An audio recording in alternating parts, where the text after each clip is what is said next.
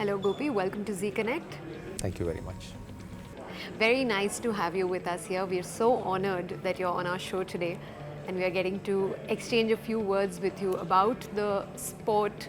Well, not just one sport, but two sports. First, of course, badminton, because badminton is the most popular sport in India after cricket today. So tell me, Gopi, where do you see Indian badminton today and globally? I mean, do you see PBL reaching the level of an IPL someday?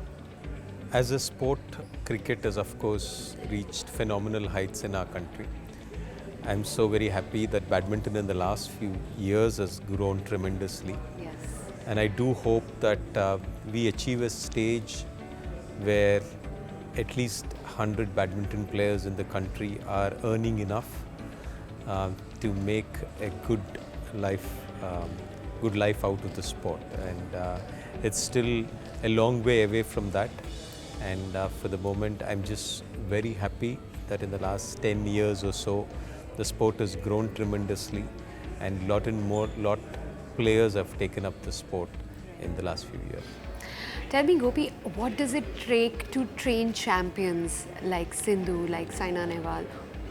What are the challenges you face and what creates champions like these? Well, I think it needs an entire ecosystem. We need, of course, the parents who really support the sport. You have kids who want to put in the work. You want role models who are inspirational to their growing up. And also you want an entire ecosystem, whether it's the infrastructure, whether it's the people associate, the coaches, the support staff, whether it's the physios, the trainers, and the people who are administering the sport, people who are running the sport for you, to conduct the right kind of tournaments, to provide them the security if they fail. All of these things are very important for the sport to develop. And we as a nation have grown tremendously, and as a sport we've kind of reached some good levels, and I hope that we continue to prosper in that direction. Well, as a coach, Saina Nehwal has also said this about you, that you kind of eliminated all the challenges that came in your journey for them, and that's what they owe to you. Tell us, can you throw more light on that? Well, I think as a player, when I was growing up, there were very fundamental challenges which I faced. When you go to the stadium isn't there to play. When you go to the ground isn't there to run. When you go to the pool, there's no water in the pool. So there were fundamental infrastructure issues which were there.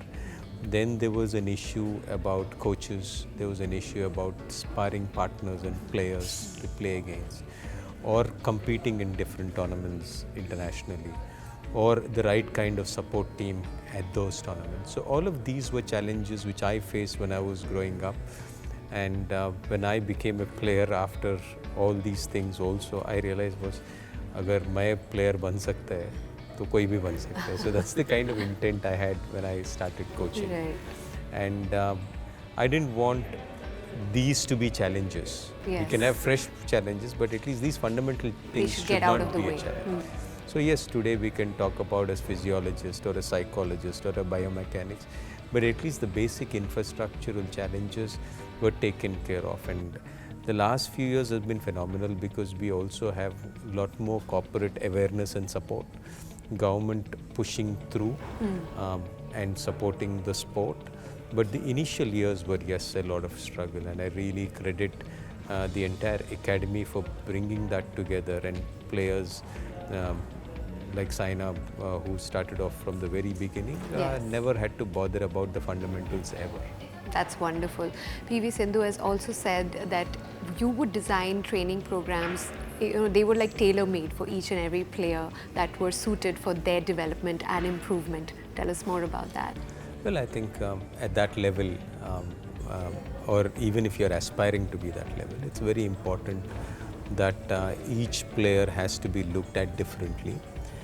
So somebody who's tall, you would know that they would have these challenges 10 years from now when they play internationally. So at a very young age, I would know, or we would plan about these Yes. things. And somebody would think that, okay, somebody is tall, They will have good attacking strokes, so we need to better them and make them into a strong weapon. But they also will be weaker at the areas which are defensive. So we need to ensure that they don't become weaknesses big enough to be exploited to lose the match.